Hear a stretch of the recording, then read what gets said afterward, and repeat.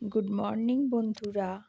আমি এখন সকালবেলা চান টান করে একটু ছাদে এসে বসলাম একটু চুলটা শুকোতে।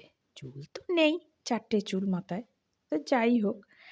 হ্যাঁ, এত শীত করছে যে কি বলবো, নিচে একদম থাকতে পারছি না গো, এত ঠান্ডা। ওই জন্য ভাবলাম যে যাই একটু ছাদে গিয়ে বসি। ছাদটা আমাদের খুবই ছোট, তো যাই হোক একটুখানি বসি ছাদটায় গিয়ে। এত ঠান্ডা লাগছে নিচে, কি বলবো। আমি এই শীতকালটায়, সারা শীতকালটায় এইখানে এসে একটা টুল নিয়ে বসে থাকি।